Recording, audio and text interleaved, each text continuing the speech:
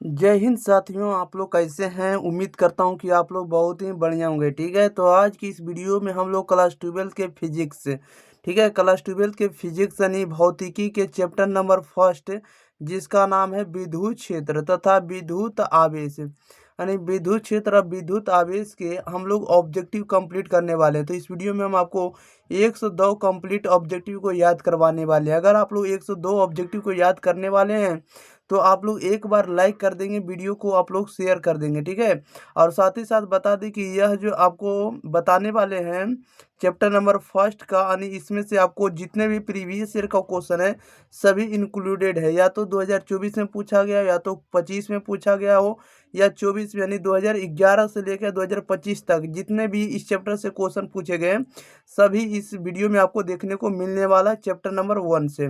चलिए, तो हम लोग स्टार्ट कर लेते हैं, ज़्यादा विलम्ब ना करेंगे। तब तक के लिए आप लोग एक बार बता दीजिएगा कि आप लोग किस बोर्ड की तैयारी कर रहे हैं। ठीक है, और साथ ही साथ आप लोगों को किस विषय पर वीडियो चाहिए कमेंट बॉक्स में बता दीजिएगा।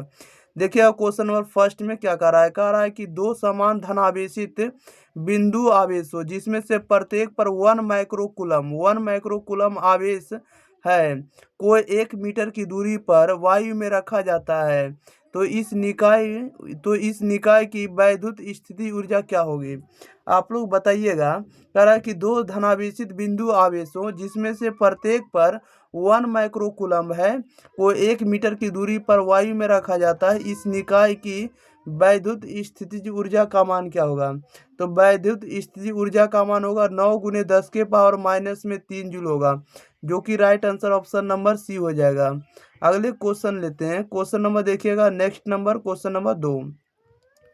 चलिए, क्वेश्चन नंबर 2 में देखिएगा क्या कह रहा है। क्वेश्चन नंबर 2 में कह रहा है, क्वेश्चन नंबर कह रहा है 2 में कि किसी आवेशित चालक के बाहरी सतह पर विद्युत क्षेत्र होता है। किसी आवेशित चालक के बाहरी सतह पर विद्युत क्षेत्र का मान क्या होता है। तब विद्युत क्षेत्र का मान जो होता है आपको सतह के लंबवत होता है। क्या होता है? सतह के लंबवत होता है। Right answer option number B हो जाएगा। अगले क्वेश्चन लेते हैं। क्वेश्चन नंबर देखिएगा आप लोग थर्ड नंबर की ओर। चलिए, क्वेश्चन नंबर देखिएगा थर्ड नंबर में क्या कह रहा है। जैसा कि थर्ड नंबर में देख रहे हैं, कह रहा है कि यदि किसी चालक को बाहरी विद्युत क्षेत्र में रखा जाए तो चालक के अंदर का क्षेत्र क्या होगा, बताइएगा। कह रहा है कि यदि किसी चालक को बाहरी विद्युत क्षेत्र में रखा जाए तो चालक के अंदर क्षेत्र का मान क्या होगा। तो चालक के अंदर विद्युत क्षेत्र का जो मान होगा 0 होगा। क्या होगा? 0 होगा। Right answer option number A हो जाएगा। नेक्स्ट क्वेश्चन बढ़ते हैं। क्वेश्चन नंबर देखिएगा आप लोग 4 नंबर की ओर। चलिए, क्वेश्चन नंबर 4 में देखिएगा क्या कह रहा है। ये भी देखिए 2025 में पूछा गया। ठीक है, लेटेस्ट ईयर का आपको क्वेश्चन देखने को मिल रहा है। कह रहा है कि विपरीत चिन्ह के दो बिंदु आवेशों के लिए निम्नलिखित में से कौन सा कथन सही है, बताइएगा। विपरीत चिन्ह के दो बिंदु आवेशों के लिए निम्नलिखित में से कौन सा कथन सत्य है। तो कौन सा सही कथन है? तो right answer option number A हो जाएगा। यानी स्थिति ऊर्जा हमेशा क्या होती है? तो ऋणात्मक होती है। ओके, याद रखिएगा। स्थिति ऊर्जा का मान क्या होता है? तो आपको ऋणात्मक होता है। Right answer option number A हो जाएगा। पोटेंशियल एनर्जी का मान हमेशा निगेटिव होता है। अगले क्वेश्चन लेते हैं। क्वेश्चन नंबर देखिएगा आप लोग 5 नंबर की ओर। 5 नंबर में कह रहा है कि गॉस का नियम कहता है कि किसी बंद सतह से गुजरने वाला विद्युत फ्लक्स का मान होता है, बताइएगा। कह रहा है कि गॉस का नियम कहता है कि किसी बंद सतह से गुजरने वाला विद्युत फ्लक्स का मान होता है। तब विद्युत फ्लक्स का जो मान होता है आपको संलग्न आवेश के समानुपाती होता है। संलग्न आवेश के क्या होता है? समानुपाती होता है। Right answer option number A हो जाएगा। नेक्स्ट क्वेश्चन लेते हैं। क्वेश्चन नंबर देखिएगा 6 नंबर की ओर। प्यारे साथियों, आप लोग शुरू से अंत तक बने रहिएगा। इस चैनल पर आप लोगों को सभी विषय का आपको कंटेंट दिया जाएगा। ओके, या तो आप क्लास 12th में हो या क्लास 10th में हो। क्लास 12th में साइंस, आर्ट्स, कॉमर्स तीनों के लिए आपको उपलब्ध कराया जाएगा। ओके, क्वेश्चन नंबर 6 में कह रहा है निम्नलिखित में से किसका मात्रक बोल्ट, कह रहा है कि बोल्ट प्रति मीटर है, बताइएगा। यानी इसमें से कौन सा ऑप्शन है जो बोल्ट प्रति मीटर मात्रक होता है, इसमें से आप लोग को बताना होगा। तो बोल्ट प्रति मीटर जो होता है ये किसका मात्रक होता है? विद्युत क्षेत्र का मात्रक होता है। ओके, याद रखिएगा। राइट आंसर सी हो जाएगा। ओके, इलेक्ट्रिक फील्ड का होता है। क्वेश्चन नंबर देखिएगा 7, कह रहा है कि दो आवेशों की बीच की दूरी आधी कर दी जाती है तथा एक आवेश को भी आधा कर दिया जाता है, तो दोनों के बीच लगने वाला जो बल होता है पहले की अपेक्षा हो जाएगा। पहले की अपेक्षा हो जाएगा। यह भी क्वेश्चन देखिएगा 2025 में पूछा गया है। कह रहा है दो आवेशों के बीच की दूरी आधी कर दी जाती तथा एक आवेश को भी आधा कर दिया जाता है, तो दोनों के बीच लगने वाला बल पहले की अपेक्षा हो जाएगा। तो पहले का अपेक्षा क्या हो जाएगा, तो दुगना हो जाएगा। क्या हो जाएगा, दुगना हो जाएगा। Right answer option number B हो जाएगा। अगले क्वेश्चन पर बढ़ते हैं। क्वेश्चन नंबर देखिएगा आप लोग 8 नंबर की ओर। चलिए 8 नंबर में क्या कह रहा है, कह रहा है कि वायु में दो धनावेशों के बीच परावैद्युत पदार्थ रख देने से इनके बीच प्रतिकर्षण बल का मान होता है। बताइएगा, वायु में दो धनावेशों के बीच परावैद्युत पदार्थ रख दिया जाता है तो इनके बीच जो होगा रिपल्सन रिपल्सन फोर्स का मान क्या होगा, यानी प्रतिकर्षण बल का मान क्या होगा। आप इसका ऑप्शन देखिएगा, यहाँ पर आप लोगों के बीच हम ला कर देते हैं और इसका आंसर आप लोग बताइएगा। ओके, चलिए बताइएगा प्यारे साथियों क्या होगा इसका सही जवाब। हम एक बार फिर से क्वेश्चन पढ़ते हैं। कह रहा है वायु में दो धनावेशों के बीच परावैद्युत पदार्थ रख देने पर इनके बीच प्रतिकर्षण बल का मान हो जाएगा। तो प्रतिकर्षण बल का जो मान हो जाएगा आपको घट जाएगा। क्या हो जाएगा, तो घट जाएगा। राइट आंसर ऑप्शन नंबर इसका बी हो जाएगा। क्वेश्चन नंबर 9 कह रहा है कि 0.2 माइक्रोकूलम के दो बराबर तथा विपरीत आवेशों के बीच की दूरी 3.0 सेंटीमीटर है, तो इनका प्रवैद्युत इनका इनका वैद्युत विधुर आघूर्ण का मान क्या होगा। देखिएगा आप लोग टाउ का आप लोग फार्मूला अगर आप लोग जानते होंगे तो आप लोग इसका फार्मूला लगा सकते हैं। ठीक है, टाउ का मान निकालना है और साथ ही साथ आपको आवेश देखिएगा यहाँ माइक्रो कूलम जो दिया है, यहाँ पर क्या धारिता दिया है और साथ ही साथ आपको आर का मान दिया, डिस्टेंस दिया हुआ। ओके, तो फार्मूला लगाकर निकालिएगा तो वैद्युत द्विध्रुव आघूर्ण का जो मान होगा इसका आ जाएगा 0.6 गुने 10 के पावर माइनस में 8 कूलम मीटर आ जाएगा। ओके, राइट आंसर आपको ऑप्शन नंबर इसका बी आ जाएगा सही जवाब। चलिए क्वेश्चन नंबर लेते हैं हम लोग 10 नंबर की ओर। अगर आप लोग इस वीडियो को देख रहे हैं तो इससे बार आपको बिहार बोर्ड में नहीं देखने को मिलने वाला इस चैप्टर से। क्वेश्चन नंबर 10 में कह रहा है कि आवेश का रेखीय घनत्व का मात्रक होता है। आवेश का रेखीय घनत्व का मात्रक क्या होता है, तो आवेश का रेखीय घनत्व का जो मात्रक होता है कूलम प्रति मीटर होता है। क्या होता है, कूलम प्रति मीटर होता है। राइट आंसर ए हो जाएगा। क्वेश्चन नंबर 11 कह रहा है कि वैद्युत क्षेत्र की तीव्रता घनत्व का मात्रक होता है। वैद्युत क्षेत्र की तीव्रता घनत्व का मात्रक क्या होता है, इसका राइट आंसर बताइएगा। देखिए मात्रक लिखा है तो मात्रक तो इसमें से नहीं दिया, लेकिन इसमें से बीमा लिखना चाहिए। यहाँ मात्रक जगह पर क्या लिखना चाहिए भाइयों, तो बीमा लिखना चाहिए, क्योंकि मात्रक लिखा है इसका दूसरा हो जाएगा। ओके, तो वैद्युत क्षेत्र की तीव्रता घनत्व का जो बीमा होगा क्या होगा, तो बीमा जो होगा राइट आंसर ऑप्शन नंबर इसका बी हो जाएगा। ML T-3 A-1 होगा, जो कि right answer option number B हो जाएगा। नेक्स्ट क्वेश्चन लेते हैं। क्वेश्चन नंबर देखिएगा आप लोग 12 नंबर की ओर। चलिए 12 नंबर में ध्यान दीजिएगा। 12 नंबर में कह रहा है कि धातु के आवेशित गोले के पृष्ठ से गोले के केंद्र की ओर जाने पर वैद्युत क्षेत्र का मान क्या होता है। बताइएगा, धातु के आवेशित गोले के पृष्ठ से गोले के केंद्र की ओर जाने पर जो है विद्युत क्षेत्र का मान क्या होता है।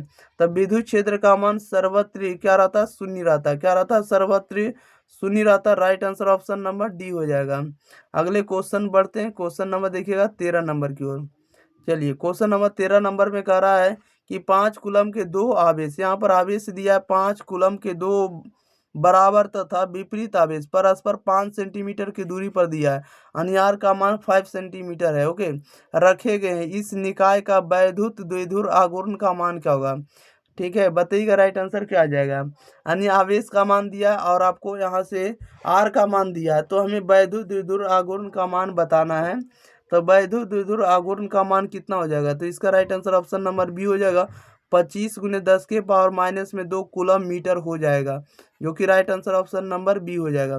क्वेश्चन नंबर 14 कह रहा है कि 8 कूलम ऋण आवेश में उपस्थित इलेक्ट्रॉनों की संख्या है। 8 कूलम ऋण आवेश में उपस्थित इलेक्ट्रॉनों की संख्या है, तो इलेक्ट्रॉनों की संख्या कितना होगा, 5 गुने 10 के पावर 19 होगा। क्या होगा, 5 गुने 10 के पावर 19 इलेक्ट्रॉन होगा। नेक्स्ट क्वेश्चन लेते हैं। क्वेश्चन नंबर 15 नंबर में। 15 नंबर में कह रहा है देखिएगा, 15 नंबर में कह रहा है कि वायु में स्थित स्थिर इकाई धन आवेश से निकालने वाले संपूर्ण विद्युत फ्लक्स का मान क्या होता है, बताइएगा। वायु में स्थित स्थिर इकाई धन आवेश से निकलने वाले संपूर्ण विद्युत फ्लक्स का मान क्या होगा? तो संपूर्ण विद्युत फ्लक्स का मान होगा एप्सिलॉन नोट के पावर -1 होगा, या तो प्रति एप्सिलॉन नोट भी कह सकते हैं, जो कि राइट आंसर आपका क्या हो जाएगा, तो बी हो जाएगा। अगले क्वेश्चन लेते हैं प्यारे साथियों, नेक्स्ट क्वेश्चन ध्यान दीजिएगा। क्वेश्चन नंबर देखिएगा आप लोग 16 नंबर में कह रहा है कि आवेश का परिमाणीकरण दर्शाता है। आवेश का परिमाणीकरण दर्शाता है, तो आवेश का परिमाणीकरण क्या दर्शाता है कि यह दर्शाता है कि आवेश जो एक इलेक्ट्रॉन पर आवेश होता है, आवेश का परिमाणीकरण क्या दर्शाएगा, तो आवेश जो एक इलेक्ट्रॉन पर आवेश का एक अंश होगा संभव नहीं है, यही आपको परिणामीकरण दर्शाएगा। राइट आंसर ए हो जाएगा। अगले क्वेश्चन नंबर देखिएगा 17 नंबर की ओर। चलिए 17 नंबर में ध्यान दीजिएगा। 17 नंबर में कह रहा है कि विद्युत क्षेत्र रेखाओं से जानकारी प्राप्त होती है। विद्युत क्षेत्र रेखाओं से जानकारी प्राप्त होती है, तब विद्युत क्षेत्र रेखाओं से जानकारी प्राप्त होती है, क्षेत्र की शक्ति का होगा, दिशा का होता है, और इसके बाद आवेश की प्रकृति का में जानकारी होता है, यानी सभी का जानकारी होगा। तो right answer option number D हो जाएगा, इनमें से सभी। क्वेश्चन नंबर 18 कह रहा है कि प्रति इकाई आवेश पर लगने वाले बल को कहते हैं। प्रति इकाई आवेश पर लगने वाले बल को क्या कहते हैं, तो उसे हम लोग विद्युत क्षेत्र कहते हैं। क्या कहते हैं, विद्युत क्षेत्र कहते हैं। Right answer option number C हो जाएगा। अगले क्वेश्चन नंबर देखिएगा 19 नंबर में। चलिए 19 नंबर में कह रहा है कि दो विद्युत आवेशों के बीच लगने वाले बल को नियंत्रित करने वाले नियम को कहा जाता है, बताइएगा। दो विद्युत आवेशों के बीच लगने वाले बल को नियंत्रित करने वाले नियम को कहा जाता है, क्या कहा जाता है, तो उसे हम लोग कहते हैं कूलम्ब का नियम कहते हैं। क्या कहते हैं, कूलम्ब का नियम कहते हैं। Right answer option number D हो जाएगा। क्या हो जाएगा भाइयों, तो डी हो जाएगा। नेक्स्ट क्वेश्चन लेते हैं। क्वेश्चन नंबर देखिएगा आप लोग 20 नंबर की ओर। चलिए ध्यान दीजिएगा 20 नंबर में क्या कह रहा है, आप लोगों के बीच बीच है 20 नंबर। ओके चलिए 20 नंबर में कह रहा है कि दो आवेशों के बीच विद्युतीय बल एवं गुरुत्वीय बलों के अनुपात निम्न में से किस रूप में होता है, बताइएगा। कह रहा है दो आवेशों के बीच विद्युतीय बल एवं गुरुत्वीय बलों के अनुपात निम्न में से किस रूप में होता है, तो यह जो होता है 10 के पावर माइनस में 39 के रूप में, सॉरी 10 के पावर 39 के रूप में होता है। ओके 10 टू दी पावर 39 के रूप में होता है। राइट आंसर भी हो जाएगा। 21 में कह रहा है बिंदु आवेश के कारण r दूरी पर विद्युत विभव का मान है, बताइएगा। बिंदु आवेश के कारण r दूरी पर विद्युत विभव का मान होता है, तब विद्युत विभव का जो मान होता है r के व्युत्क्रमानुपाती होता है। क्या होता है, तो r के व्युत्क्रमानुपाती होता है। Right answer option number B हो जाएगा। नेक्स्ट क्वेश्चन बढ़ते हैं क्वेश्चन नंबर 22 नंबर में। चलिए 22 नंबर में कह रहा हवा में एप्सिलॉन आर का मान होता है। हवा में एप्सिलॉन आर का मान कितना होता है, तो हवा में एप्सिलॉन आर का मान जो होता है आपको क्या होगा, तो आपको 1 होता है। क्या होता है, 1। राइट आंसर आपका सी हो जाएगा। 23 नंबर में कह रहा है विद्युत क्षेत्र में एक आवेशित कण पर लगने वाला बल का मान होता है। विद्युत क्षेत्र में एक आवेशित कण पर लगने वाले बल का मान होता है, तो लगने वाला बल का मान जो होता है Q इंटू ई के रूप में होता है। किसके रूप में होता है, Q इंटू यू होता है। Right answer option number A हो जाएगा। नेक्स्ट क्वेश्चन लेते हैं। क्वेश्चन नंबर देखिएगा 24 नंबर की ओर। 24 नंबर में कह रहा है विद्युत फ्लक्स का यह सही मात्रक है। ओके कहने का मतलब हुआ कि आपको इंटरनेशनल सिस्टम में मान बताना है विद्युत फ्लक्स का मान। विद्युत फ्लक्स का यह सही मात्रक क्या होता है, तब विद्युत फ्लक्स का मात्रक होता है वोल्ट मीटर होता है। क्या होता है, वोल्ट मीटर होता है। राइट आंसर आपका क्या हो जाएगा, तो सी हो जाएगा। 25 में कह रहा है कि संबंध Q बराबर एन ई में निम्नलिखित में से एन का मान संभव नहीं है, बताइएगा। जैसे Q जो हो गया, आपको Q क्या है, तो Q आपको आवेश है, E क्या है, तो E जो आपको इलेक्ट्रॉन है, एन क्या, तो एन आपको नंबर को दर्शा रहा है। ओके संख्या को बता रहा, तो Q बराबर यानी में एन का मान संभव नहीं है, तो एन का मान किस में संभव नहीं होगा, तो एन का मान कभी भी आपको दशमलव में नहीं होता है। ओके पूर्णांक में हो सकता है, लेकिन आपको दशमलव में नहीं होता, भिन्न में नहीं होता है। तो राइट आंसर सी हो जाएगा। नेक्स्ट क्वेश्चन लेते हैं क्वेश्चन नंबर 26 नंबर में। क्वेश्चन नंबर 26 नंबर में कह रहा है कि आवेश का पृष्ठ घनत्व बराबर होता है।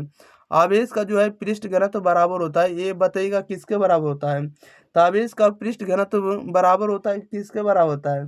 तो आवेश का पृष्ठ घनत्व बराबर होता है कुल आवेश बटा कुल क्षेत्रफल होता है। क्या होता है, कुल आवेश बटा में कुल क्षेत्रफल। राइट आंसर आपका बी हो जाएगा। अगले क्वेश्चन लेते हैं, क्वेश्चन नंबर 27 नंबर में। 27 नंबर में देखिए क्या करा है। करा है किसी माध्यम की आपेक्षिक परावैद्युतता एप्सिलॉन आर होती है। किसी माध्यम की आपेक्षिक परावैद्युतता एप्सिलॉन आर का मान होता है। तो एप्सिलॉन आर का जो मान होता है एप्सिलॉन बटा एप्सिलॉन नोट होता है। क्या होता है, एप्सिलॉन बटा एप्सिलॉन नोट होता है। राइट आंसर आपका ए हो जाएगा। क्वेश्चन नंबर 28 नंबर कह रहा है कि पानी का परावैद्युत स्थिरांक होता है। पानी का परावैद्युत स्थिरांक कितना होता है, तो 80 होता है। कितना होता है, 80 होता है। राइट आंसर आपका ए हो जाएगा। नेक्स्ट क्वेश्चन लेते हैं। Next question, question number 29 number में। 29 नंबर में देखिए क्या कह रहा है। कह रहा है कि 1/4 पाई एप्सिलॉन नोट का मान होता है। 1/4 पाई एप्सिलॉन नोट का मान कितना होता है, तो 9 × 10⁻⁹ न्यूटन मीटर स्क्वायर प्रति वर्ग कूलम होता है। क्या होता है, न्यूटन मीटर स्क्वायर प्रति वर्ग कूलम। राइट आंसर आपका ए हो जाएगा। अगले क्वेश्चन बढ़ते हैं। क्वेश्चन नंबर देखिएगा 30 नंबर में। 30 नंबर में ध्यान दीजिएगा प्यारे साथियों। क्वेश्चन नंबर 30 में करा है निम्नलिखित में से कौन सा संबंध जो है सही है। कौन सा जो स्टेटमेंट है इसमें से सही है, बताइएगा कौन सा रिलेशन सही है। तो ई बराबर होता है F/Q होता है। क्या होता है, ई बराबर होता है F/Q होता है, जो कि right answer option number A हो जाएगा। अगले क्वेश्चन बढ़ते हैं, क्वेश्चन नंबर 31 नंबर की ओर। 31 नंबर में कह रहा है कि आवेश का बीमा है होता है। आवेश का बीमा क्या होता है, तो आवेश की बीमा एटी होता है। क्या होता है, आवेश का बीमा एटी होता है। अब बीमा को हम लोग बड़ी ब्रैकेट में लिखते हैं। किस में लिखते हैं, बड़ी ब्रैकेट में लिखते हैं। ओके, नेक्स्ट क्वेश्चन लेते हैं। क्वेश्चन नंबर देखिएगा आप लोग 32 नंबर की ओर। चलिए 32 नंबर ध्यान दीजिएगा प्यारे साथियों। क्वेश्चन नंबर 32 में देखिए क्या कह रहा है। कह रहा है कि एफ साइन नोट का मात्रक है।